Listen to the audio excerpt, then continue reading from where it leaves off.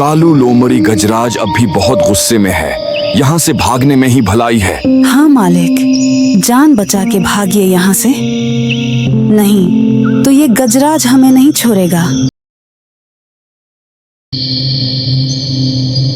एक घने जंगल में एक नटखट बंदर और एक विशाल हाथी रहते थे। बंदर का नाम मिंकी और हाथी का नाम गजराज था। मिंकी और गजराज की दोस्ती पूरे जंगल में मशहूर थी। मिंकी छोटा और फुर्तीला था, जबकि गजराज बड़ा और शक्तिशाली था। दोनों हमेशा एक दूसरे का साथ देते और जंगल में घूम घूम कर आनंद लेते। लेकिन इस जंगल में एक शेर और एक चालाक लोमड़ी भी रहते थे, जो मिंकी को बिल्कुल पसंद नहीं करते थे। शेर का नाम बिल्ला और लोमड़ी का नाम कालो था। बिल्ला और कालो हमेशा मिंकी को परेशान करने के नए नए तरीके ढूंढते रहते थे। वे उसकी नटखट हरकतों से जलते थे और उसे सबक सिखाना चाहते थे। एक दिन मिंकी पेड़ों पर झूलते हुए फल खा रहा था। तभी कालो ने मिंकी को देखा। इस मिंकी को अब सबक सिखाना पड़ेगा। मैं अभी बिल्ला शेर को बुला लाती हूँ।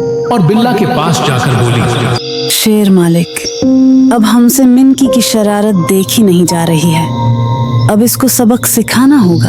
हाँ, तुम सही कह रही हो कालू। चलो इस मिंकी को मैं सबक सिखाता हूँ।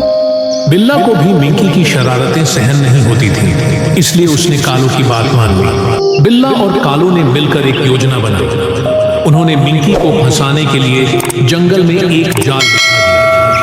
मिंकी अपनी मस्ती में था, उसे जाल की भनक भी नहीं लगी और वह उसमें फंस गया। जैसे ही मिंकी जाल में फंसा, बिल्ला और कालो खुशी से चिल्लाए, मिंकी, तुमने बहुत शरारतें कर ली, अब तुम्हें हमसे कोई नहीं बचा सकता। मिंकी बहुत घबरा गया और जोर जोर से चिल्लाने लगा, हाथी दादा, तुम कहाँ हो? मुझे बचाओ। अरे ये तो मिंकी की आवाज है। जरूर वो किसी संकट में है, मुझे तुरंत उसके पास जाना चाहिए। जब गजराज वहां पहुंचा तो उसने देखा कि मिंकी जाल में फंसा हुआ है और बिल्ला और कालो उसके आसपास घेरा बनाए हुए हैं। गजराज ने बिना समय गंवाए अपनी सूंड से उस जाल को खींचा और मिंकी को आजाद कर दिया। गजराज की ताकत और साहस देखकर बिल्ला और कालू डर गए। कालू, लोमड़ी, गजराज अब भी बहुत गुस्से में है। यहाँ से भागने में ही भलाई है। हाँ मालिक, जान बचा के भागिए यहाँ से, नहीं तो ये गजराज हमें नहीं छोड़ेगा।